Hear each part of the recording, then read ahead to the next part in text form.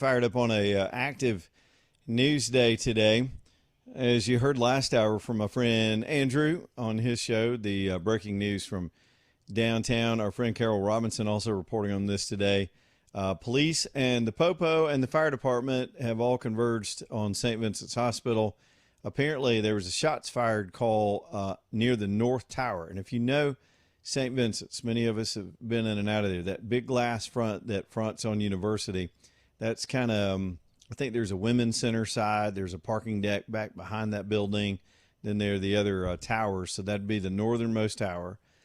Witnesses told Carol that police were chasing a guy on foot, and then they ran out into traffic, and then it got into the hospital parking deck, and then they heard shots. The witnesses say they heard as many as 5 shots at the hospital parking deck or from that direction. So we don't know if any of those were somebody shooting at the cops and the cops shooting back, or if the officer fired the 5 shots, and we don't know any at this point any disposition. Let me scroll over here and see if there's been an update since all that stuff started coming out. So yeah, 17 minutes ago, that was the reporting that we had coming in. Hat tip to Carol. And so we'll keep up with that this afternoon. The biggest issue for most folks in the area is, and the police aren't running around in a disposition where they've still got an active shooter or that anybody inside the hospital is in any danger. So it lets you believe they either took the person into custody or shot them.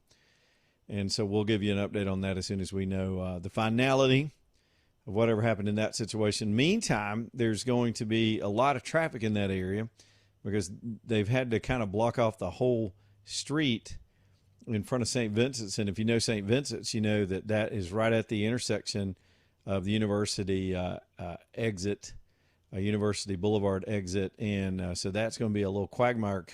I can't tell at the moment. I don't have my traffic computer pulled up, but that could wind up spilling over onto Red Mountain Expressway and causing traffic backing up into downtown, because a lot of folks get in and out of downtown. That's basically 8th Avenue South in that area. So, man, we start the show with a local story like that. And again, no doubt we'll have developments or some more information over the course of the next 4 hours. Hope y'all are all good as we get cranked up today. Another hot and muggy day, and that is our forecast. I saw a forecast model today that showed Tuscaloosa this weekend for our folks over there could hit 100 degrees. That's not that so-called feels like temperature. That's the temperature. No real severe weather threat. But if there's any good news, and maybe I'm getting premature, but I'm not the weatherman. I just tell you what they say. There is 1 or 2 computer models. There's some long-range modeling that shows maybe a cooler shot of air toward the end of the month, toward around, let's say, the 27th, 28th. And I'll take it. I'll take an early September nice fall weather. There have been nice Septembers in the state of Alabama. Sadly, I remember on September the 11th, when we had the 9/11 incident, how beautiful that day was right in the middle of September. Of course, we've had some scorchers to go all the way through, but we're close. We're this close to having some sure enough nicer weather flowing in here. But between now and then, do all the things, because it's going to be humid and it'll deplete your hydration in a hurry, and so you'll have to be on top of that. We've got a bunch of things, and luckily for us, it's not the same old news. There's some interesting new things in the news for us to watch today, and so we'll be updating you on those things and kind of running through it. We had a news conference today, and AJ, I'll send you some audio over this. It's about a 3-minute clip. It's with J.D. Vance.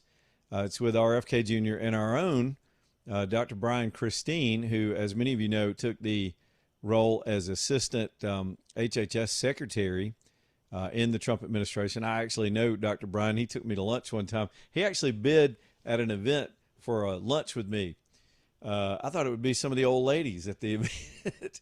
It was just me and Brian, and my wife came. We had a good time getting to know him and talk to him. But yeah, he got that appointment, and I haven't seen much of him since, but he pops up today on this video. And here's the subject matter, and I'm glad they're pursuing this. The Trump administration through HHS has been investigating these transgender surgeries on children. Now, adults can do what they want to do. If you want to go get yourself chopped up because you feel bad, do it. Who cares? But with children, it has been such a thorny issue because some of these hospitals it's believed are giving some terrible advice. So why would they do that? Medically, it seems unethical. It seems unethical in the first place to think you can deal with a mental health crisis with a surgery, but somehow people have convinced themselves of that. And you hear these anecdotal stories of people who will say, well, that's what the doctors advise. I've heard it over and over again. There's been witness testimony where they'll tell a family, they'll tell even loving parents that want to do what's best for their kids and really don't have firm beliefs on these issues. They'll tell them, well, the suicide rate for kids who have gender dysphoria is extremely high. And so this is life or death. If you don't do it, the kid could wind up committing suicide. So what happens? They do the surgery. Turns out the suicide rates for kids that have the surgery are just as high. And so really what we're dealing with here is a sort of a fake, well, how do we put it? An unnecessary, very sometimes unretrievable surgical situation that didn't have to happen. And then these kids change their minds later in life, or the fact that they did all this makes the suicidal ideation even worse. And so J.D. Vance and Dr. Christine and RFK Jr. made this announcement today that they're referring multiple hospitals and programs with specific information over to the Justice Department for criminal prosecution because they believe they steered these children into transgender surgeries for profit. Sickness. So we dealt with Fauci all last week. Now we got this story. I mean, the ethics of medicine is front and center. And so we've got to deal with that. We're in a strange time where I go back to this, and it's probably a silly analogy, but I'm going to keep using it because I think it's the best thing. Many of us saw Jurassic Park back in the day. What was that, the early 90s? And there's a Jeff Goldblum line in there when I think they're in a helicopter. I just remember this line from the movie. After they discovered they'd created these dinosaurs, and then we saw how that got out of control. It's really a metaphor for a lot of things we're dealing with in society right now. But the Goldblum character says, we spent all the time trying, I'm botching the quote, but he says, we spent all this time trying to see if we could and didn't spend as much time deciding whether we should. And that is, of course, recreate the dinosaurs. And in that movie, clearly you've seen it or know how the plot goes. They opened a Pandora's box and it became dangerous. We're dealing with that with medical issues right now, with technological issues right now. We talk about the flock cameras every day, the advancement and the encroachment, the control of this new digital world that we're headlong going into, and there are ethics that surround all of this. Just because we can doesn't mean we should. And that's just good judicious decision making. And our governments have seemed to have lost, and some of our big institutions seem to have lost the ability to ask that question of themselves. Now, as individuals, we have to do that. We got to do that every day we wake up. Make decisions about, boy, you could apply that to so many things. Should I do this rather than can I do this? Because at some point in life, you get to the ability we can do what you want, but should you?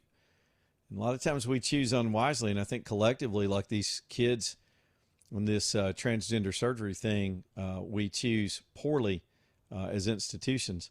And some of these people, it appears in science, highly educated, some take on these elite personality complexes, these sort of arrogant, I'm above it all because I've been highly educated personalities. And they're lacking in a bit of humility to slow their roll and ask themselves this question, if you ask me. It's just my opinion, watching how these people arrogantly treat these subjects when asked by people out in the public to consider the consequences. You should be able to trust, and I know maybe many of you have plenty of good personal doctors and people that are part of the overall community, but they're not the elites at the top making these decisions. They're not the hospital CEOs and the Faucis of the world. These are people just saving lives and treating people every single day with miraculous new technologies. But some of that stuff gets out of hand and can do damage, and I think they're forgetting the old Hippocratic oath of causing no harm. So, AJ, I sent that over. If you have it, since I went ahead and went headlong into that, we can play this clip real quick, and I think we've got time to get this in here. So AJ's going to play this. This is sort of a three-person news conference. I believe the third voice you'll hear is our Birmingham's Dr. Christine, who has joined the vice president and RFK Jr. in this news conference. So we'll let you hear from themselves. This is only about an hour and a half ago, what they have done in this matter. Take a listen. This is Vice President J.D. Vance. I'm here with my friends and colleagues, of course, our great Health and Human Services Secretary, Robert F. Kennedy Jr., and Admiral Brian Christine, the Assistant Secretary for Health. Parents bring their children to doctors because they trust them. They trust doctors to tell them the truth, and they trust hospitals to put their children ahead of ideology and profit. But when that trust gets violated, parents deserve to have a government that will stand up for them and for their kids and do something about it. Today, the Trump administration is proud to announce we're doing exactly that. Today, HHS released Wolves in White Coats, a report examining pediatric gender medicine and insurance building across America. The findings raise serious questions about what families were told, what insurers were told, and how these procedures were built. Today, Secretary Kennedy and I referred hospitals and clinics identified by this review to the Department of Justice and the HHS Inspector General for possible violations of federal law. These allegations are crazy, and they demand investigation. When children may have been harmed and families misled, it's on those of us in power to find the truth and to seek justice for kids who are harmed by these doctors. Under the previous administration, my predecessor, Richard Levine, promoted what he called gender-affirming care for minors, and there's nothing caring about that. These are sex-rejecting, mutilating, transgender procedures promoted by the Biden administration, and thanks to President Trump's leadership, we're changing course. The Wolves in White Coats report issued by my office at HHS examines a medical system that subjected children to profound interventions while serious questions remained about evidence, about informed consent, and about financial incentives. The report found more than 225 hospitals and health systems established pediatric gender programs nationwide where they preyed on vulnerable children and told families that their kids needed life-altering medical treatments, when what they really needed was compassion and counseling. So many of these people got rich, not by doing what was good for the patient, but by actually mutilating these kids. It was disgraceful. And if someone broke the law, we are going to hold them accountable. If the medical establishment failed children, we will confront that failure and restore the sacred duty to do no harm. And if our public health institutions lost the trust of American families, we're going to earn it back with truth, with transparency, and with gold standard science. Together, we're going to protect our children, and importantly, we're going to restore trust in public health. When you walk into the doctor's office, you have to know that they're going to do the best by yourselves, by your children, by your family. And we will hold accountable anyone who would betray that trust. We've got so many great doctors. We can't have a few bad doctors tarnish the whole lot. Thank you, everybody. So much to say about that, and I know we've got plenty of time to talk about it, but just right off the top, thinking about the contrast between this Dr. Rachel Levine, this dude that walked around in a dress, and with his own mental health condition, the country was sort of had to accept that. But look at the evil of the policies he was pursuing and the money they were spending, because this was his pet issue. And then the contrast of Dr. Christine now being in that role, he is an honorable man. Everything I know about him as an honorable man is, I think, an exclamation point on the difference in this country since the last election because we voted the way we did. It's a poignant moment to realize elections have consequences.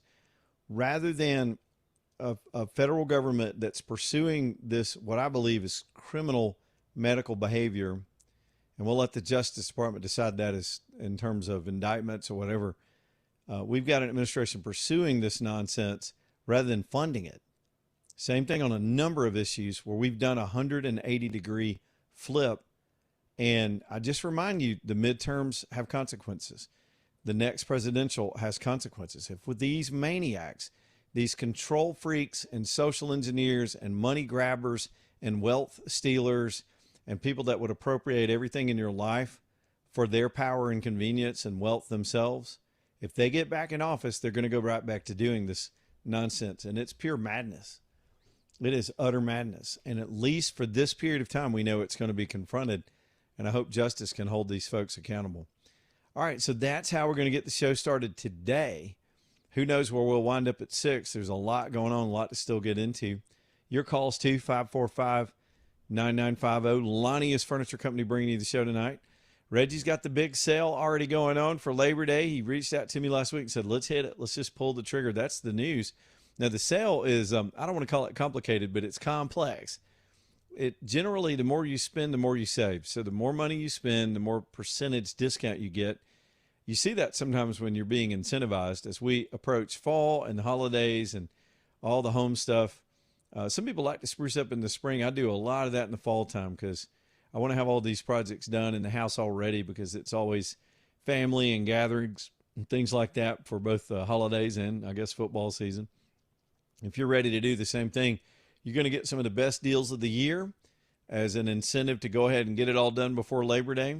Now, granted, you can do it all the way through Labor Day. He has got this stuff ready to go. Great deals all over the store, and it goes without saying, this is some of the most beautiful furniture built in this country, and a few beautiful things built outside the country, but just well-built, quality, stylish stuff that people want in their homes, and a whole lot of it. They've got an acre of furniture just in the showroom alone, and it's hard to imagine, but there's more, quote, in the back in the warehousing operation. It's Lonnie'sFurnitureCompany.com. The Labor Day sale already happening right there off exit 280 in Kimberly, Alabama. Lonnie'sFurnitureCompany.com.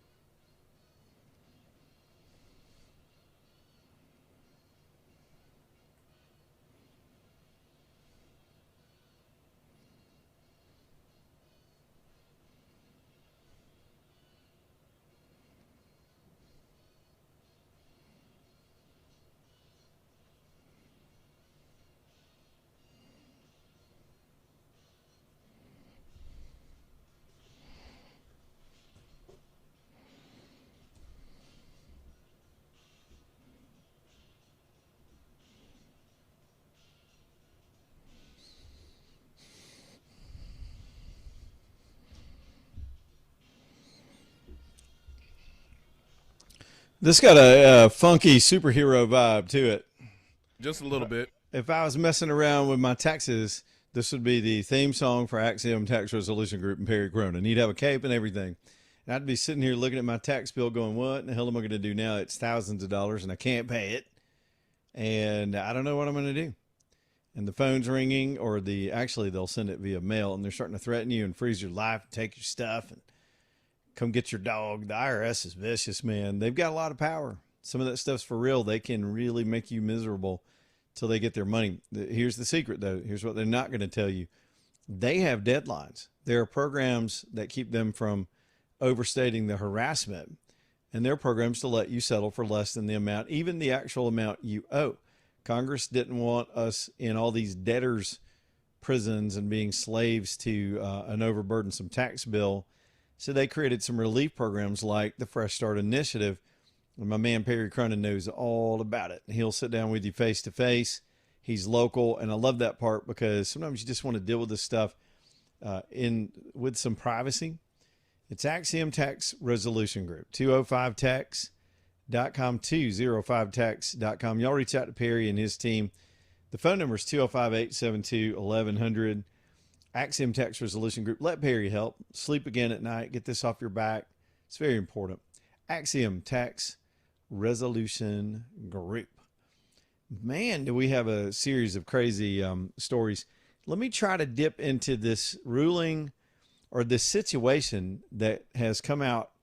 It started in Texas, but it's about what we used to call silencers. Nowadays, people want to call them sound suppression. But for instance, my man Tommy over at Hughtown Pawn said, this is the biggest story in his lifetime. It's hard for him to overstate how big this is. Let me see if I can, as articulately as I can, try to describe what happened at midnight last night. So a lower court in Texas ruled that the government no longer could require the things that were required to buy a sound suppressor for your weapon. Now, these are hugely popular, particularly for hunters and others. And since the 1930s, it's been on one of the banned weapons lists with the Firearms Act. It goes back to Tommy guns, and they added in sound suppressors. So with the restrictions on sound suppressors, and they include a bunch of things, some of which are waiting periods, background checks, fees. There was a $200 tax on these things, and it goes on and on. A fingerprint registration. There was a lot of paperwork and delay and expense in getting sound suppression. Are you with me so far? And so recently Congress removed the tax. They just took the tax off. And by removing the tax, the plaintiffs at the Gun Owners of America went to the courts and said, well, if they can't tax us, why are they, the ATF and the enforcement agencies, why are they allowed to go forward with the other things that we're required to do to buy a sound suppressor? That is the stuff I just mentioned, the waiting periods and the fingerprinting and all the other stuff. And so the lower court ruled with the plaintiffs. They ruled with Gun Owners of America that they, especially in the case, there's a particular company involved. And that company is, by the way, affiliated with Hughtown Pawn, which I might as well talk about them in a minute, because I think Tommy's doors are going to be blown off the hinges, because now it's a lot freer to own these things. So there is a business called Silencer Shop. They were plaintiffs in the case. And right now, because of the lower court ruling, the Trump administration had the ability to appeal that lower court ruling to the appellate court. Are y'all with me? So, but Trump's Justice Department decided they weren't going to appeal it. They were going to let the ruling stand and not fight it from the federal government perspective. So that meant at midnight last night, we became freer when it comes to purchasing silencers or sound suppressors. Those requirements, particularly for, and it's a little bit narrow because my understanding is it only applies to dealerships that deal directly from this company or connected with this company that was involved in the case, the Silencer Shop. Just so happens my man over at Hughtown Pawn is an affiliate. They're one of the suppliers. So it's you don't have to. You still have to do a normal background check that you do if you buy a pistol. That's just part of the normal enforcement. So it's a big deal in that industry. Hueytown Pawn's got a room full of these things while we're at it. And so if you can get Tommy when he's not busy taking orders, because they've sort of freaked out and started calling him, wanting him to hold one, including me.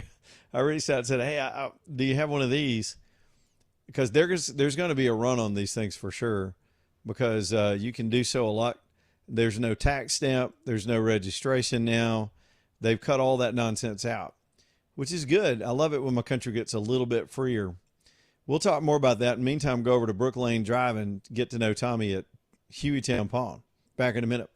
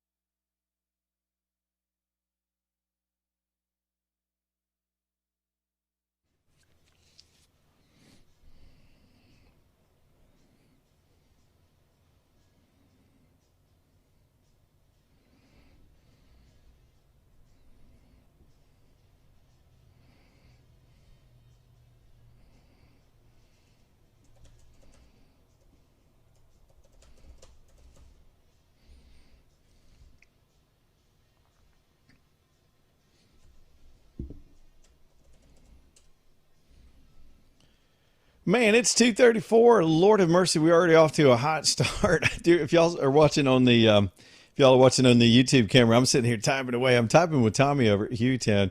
I'm trying to squirrel one of those sound suppressors before he sells out. The gun I want to put it on has a very unique color, and he just happens to have that color, and that's not a common color either. And I'm like, dude, hold, please hold it. But I don't want him to lose a customer if one of y'all get in there and want my silencer. But I'm going to try to get over there tomorrow if I can make it happen and take care of business. All right, now let's talk about the incident downtown. Let me switch to that again. We've got some developments since we came on the air. I always like to attribute when I can, and it is this is Carol Robinson's reporting, and what she understands now is the incident down at St. Vincent's began at the McDonald's, and Birmingham people know exactly where I'm talking about. If you've ever had to go to St. Vincent's, it's so tempting to hit that McDonald's, and I've done it many times. I used to work very near here, and I've got a story for you. But so whatever happened went down at McDonald's. Somehow the cops were involved in the incident. They had a suspect that took off on foot, and he ran through traffic out onto University. It got into the traffic lanes, and then the person, I suppose, doubled back and went toward the parking deck at St. Vincent's. Witnesses heard at least 5 shots, and the suspect they were pursuing is dead on the scene. So it's going to take a minute. Anytime you have a fatality, they're going to have to call in outside resources, most likely Aaliyah, to deal with the investigation on this when there is an officer-involved shooting. And so the suspect's dead. What we don't know is this hour is, one, what was the incident in the first place? People run all the time, but was this guy armed? Did he pull on the officer and fire? Was that the reason for so many shots being fired? And to be honest with you, when police have to use lethal force, 1 shot, 30 shots, lethal force is lethal force. And so a lot of the training is you unload the mag until the threat stops. There has to be a threat, though, and we don't know what that officer was facing today. And I'll just be honest, I'm extremely biased in these issues. When they first begin, I tend to want to lean toward the rights of the officer. They're doing a difficult job. They're having to deal with a lot of jerks and criminals in our society that are dangerous to the rest of us, and they're the ones putting their lives between them and us. Sometimes they make mistakes, and I hope that's not the case here, but we'll try to get more information for you any minute now. I don't know what could have happened down there, but ironically, I used to work right up the hill from that McDonald's. It was right after my TV career. I went to work for the Alabama Republican Party. They sort of recruited me over into politics, and their party office was right there at the top of that, just right up the hill from that McDonald's in that same area on South Side. And one day I was sitting in my office, and there used to be, I want to say it was a Korean grocery store down the street. There was always the guitar store and Highland Music. And then you had, I think there was a Korean grocery store. Bogues used to be down there, one of the best breakfast places Birmingham's ever seen. And one day I heard a gunshot, and I'm sitting there looking out the window. The ladies in our office all ducked under their desks. I was in my 20s, so I was being all cocky, and I ran outside. And this Korean merchant was chasing this dude down the street, shooting at him. And I think something had happened in the store. I never got to the bottom of what happened down there, and I don't think he hit the guy. The guy kept running because I saw the Korean merchant come back with his gun. But that was crazy, man. As much death and destruction as I covered as a crime beat reporter before that day, I had never seen a live rolling gun battle right in front of me taking place. But that's a nice area of town, but it's right there where everything else can go down. And so clearly something has happened today down there around the hospital. So haven't seen a statement from the hospital or anything like that. And it's not, one thing to point out too, is this doesn't seem to be on the hospital in any way. This wasn't inside their facility. It doesn't appear it has to do anything with any of their employees or patients, who knows, but sometimes it's bad luck when you've got an institution and crime happens right outside the door, and it starts to hurt the reputation of the institution in any way. So let's try to get more information on that. That reminds me of another story from way back. I love telling these old man crime stories, but there was a rolling gunfight between two carloads of gang members over by what used to be Birmingham Southern.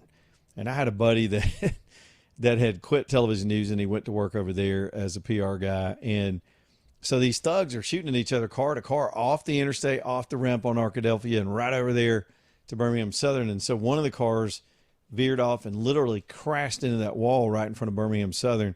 And everybody else, takes off. The other car takes off. People are on foot running from the vehicle. A couple people were still inside. To this day, I don't remember who got shot or how many people got shot, but it was a big deal because it freaked out the campus. The campus had to go into lockdown. But I'll never forget, we go rolling up over there to cover the incident because it was, major traffic jam and all this stuff. And my buddy that worked for Birmingham Southern, they were so adamant that we overstressed that this had nothing to do with their school. Was they had a really nice school in a really bad neighborhood, and they were always dealing with that image of campus safety, and then up comes a gang shootout that rolls right to their front doorstep. So, look, it's Birmingham, and things happen, and we'll get you updated on that here in just a little bit as well. Let me make sure I'm caught up on everything. I don't want to get too far behind here. Before I get too far, let me talk about Floor Tech, one of our newer sponsors here on the show, and a wonderful sponsor that has a very unique product.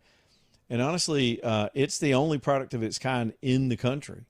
Why do I say that? They're part of a bigger industry, the concrete coverage and concrete sort of floor coating industry. But their product stands apart because they designed it to stand apart. Kevin and his team researched why these concrete flooring products always fail. They yellow, they fade, they peel, they just don't last.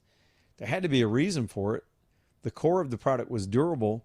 And what they found out is the industry tends to dilute the product with solvents and other things that don't need to be in there, that probably just thin it out and make it easier to apply and do all these other, have these functional things. But the product fails because of the impurities. So they came up with a very novel idea, the simple idea of why don't we just create the pure product without the impurities and it'll last longer. So they did. And after they came out with this product, they did some lab testing that can extrapolate sort of into the future as to the longevity of their product. And what they found was this thing is not going to fail ever. We can put a lifetime warranty on it. This is the way it should be done. So right here in Birmingham, Alabama, you've got an innovative product that's the best in the industry, and they'll come to your house and apply it. Now, before they apply it, they've got a great system for you to pick your own colors and how much of that flake you want in there if you want to do that style. And it can really beautify your home, your garage, your any other concrete spaces, pool surrounds, walkways. People have a lot of uses. Retail build-outs. If you got a retail showroom with a concrete floor, maybe you want to dress it up. It not only protects the concrete, makes it easier to clean. You can just hose it right off or mop it right off or pressure wash it, and it's good to go. Looks nice. Man, it's called Floor Tech. There's a K in there. Floor Tech Concrete Coatings. This is what you want on your floor. It is Floor Tech Concrete Coatings. All right, y'all be sure to reach out to this. FloorTechCoatings.com, by the way. FloorTechCoatings.com. All right, I'm going down my list. We got some fun stories to get to. The WNBA looks like the kind of ass clowns they are. It's just amazing to watch them not know how to define a woman. And then you've got these NBA players lampooning the whole thing. It's straight comedy. It's funnier than SNL has been in 20 years. We may dig into some of that later. It's funny how sports has delved over into politics in such a way in all the news cycle. I feel like we're encroaching into our buddies down the hall at Jocks, but sometimes that stuff does happen, and we'll get to some of those stories a little bit later in the show. Then we've got this weird story out of LSU. I don't even know why I'm bringing it up, because once it hit the news cycle today, it was just everywhere. And this is, excuse me, this is what little I understand of it.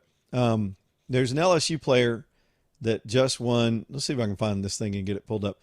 Some LSU player just won the Heisman Trophy. He was a big deal at LSU. I guess he just played last year. I don't remember who won the Heisman Trophy.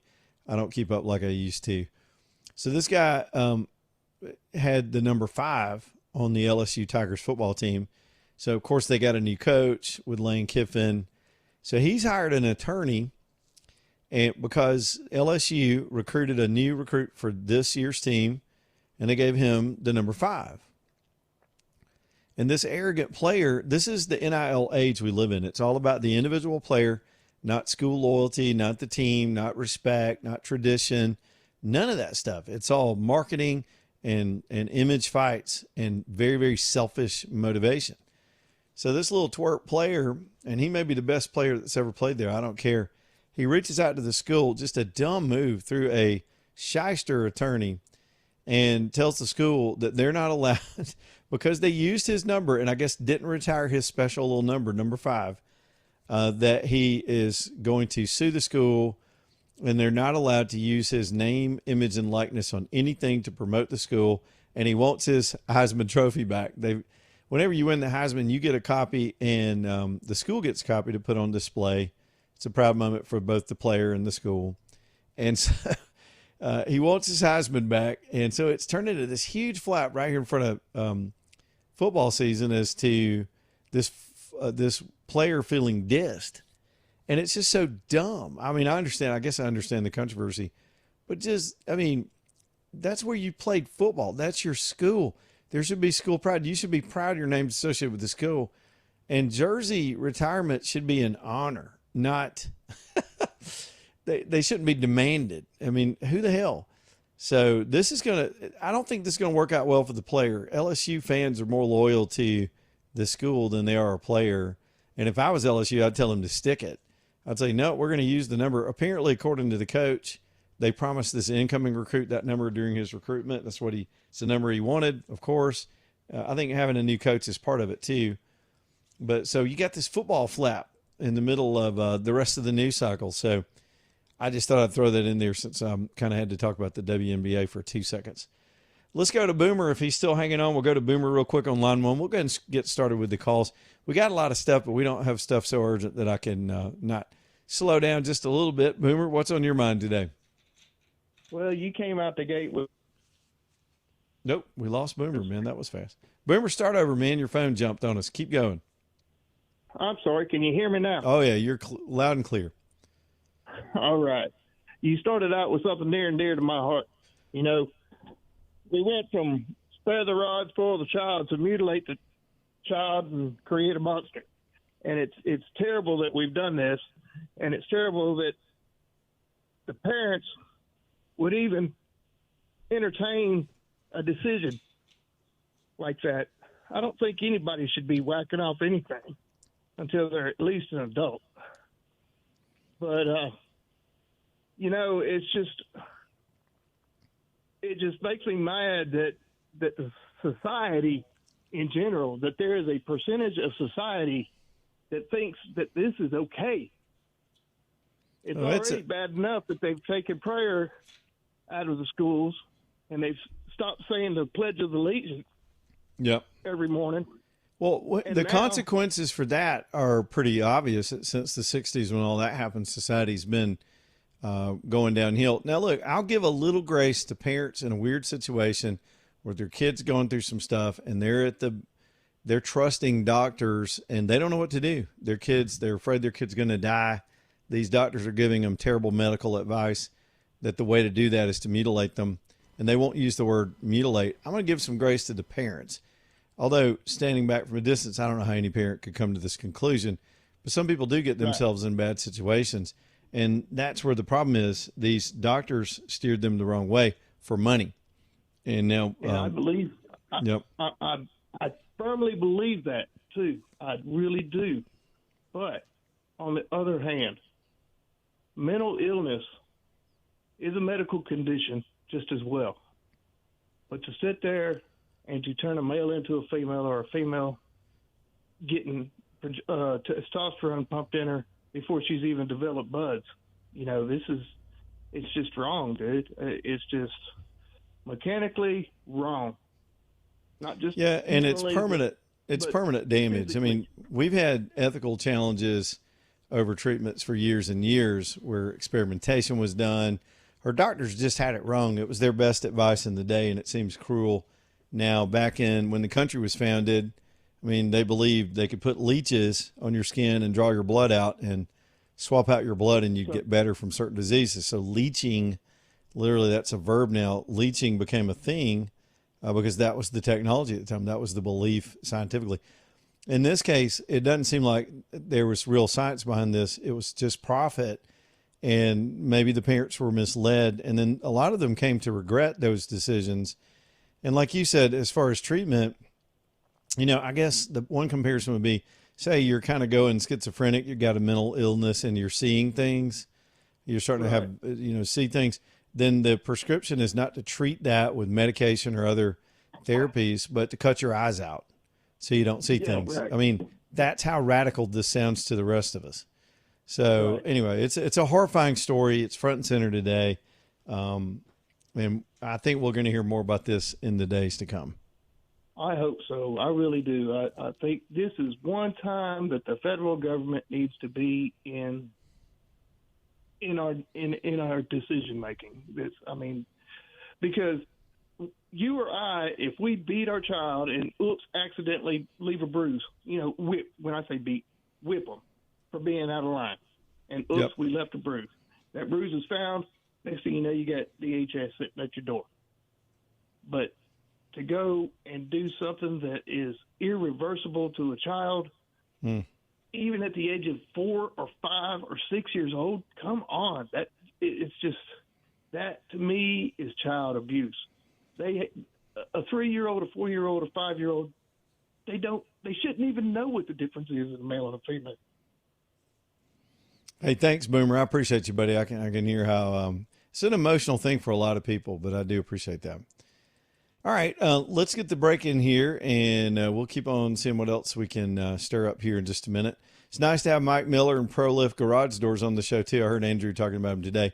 I've heard them on our station for a long time, and I got to meet Mike last week. He wanted to join our show. We had really a rare opening, and I said, come on, man. I know he's legit, and he's legit at something that it's kind of like Greg with our roofs. You're not thinking about it until something happens, and then you're in a lurch.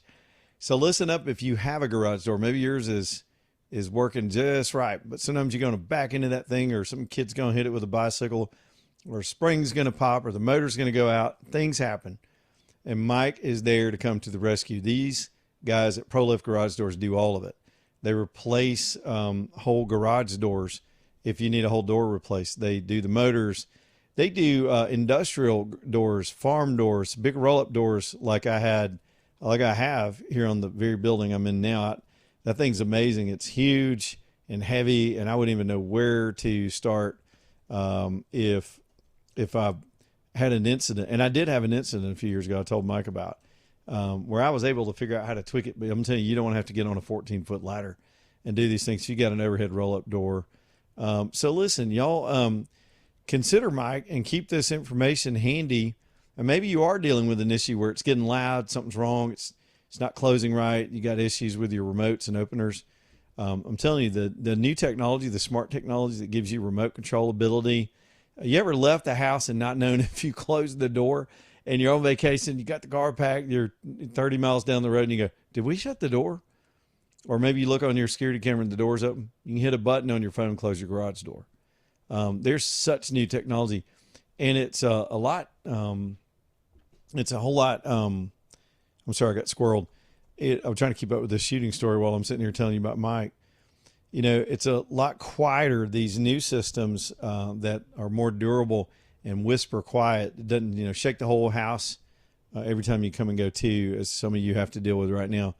So y'all reach out to Mike at proliftdoors.com, proliftdoors.com, and let ProLift Garage Doors come and take care of you no matter what you got going on, especially in emergency situations. And maybe you just got an old janky door and you want the whole thing replaced. You might be surprised at how affordable that really is. proliftdoors.com, proliftdoors.com. Back in a minute.